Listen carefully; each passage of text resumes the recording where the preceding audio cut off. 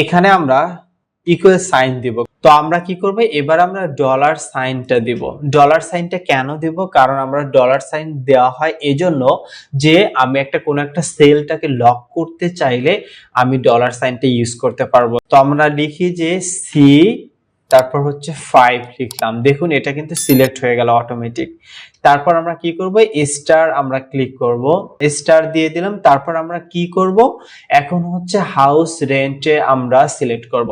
তো হাউস রেন্টে আমরা কি করব, এখন দেখো ডি নাম্বার, তারপর হচ্ছে এই 4 নাম্বার সেল, কিন্তু দেখুন রো নাম্বার 4 আর ডি নাম্বার, এটা আমাদের কলাম কিন্তু। তো আমরা ডি, এবার আমরা লক করে দেই, আমরা কি করব 4 নাম্বার দিয়ে দেব।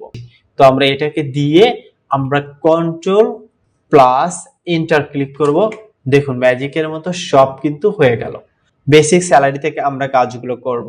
তো বেসিক স্যালারিটা সিলেক্ট করলাম, তারপর আবার আমরা প্লাস দিলাম, তারপর হাউস রেন্টটা প্লাস হবে, তারপর মেডিকেল অ্যালাউন্সটা প্লাস হবে, ট্রাভেল অ্যালাউন্সটা প্লাস হবে, তারপর হচ্ছে মাইনাস হবে প্রভিডেন্ট ফান্ড, তারপর মাইনাস হবে এই ট্যাক্সটা, দেন হচ্ছে এন্টার ক্লিক করলাম। তারপর এখান থেকে আমরা জাস্ট ধরে নিচে নিয়ে আসি, দেখুন সবগুলোর কিন্তু রেডি হয়েছে টোটাল।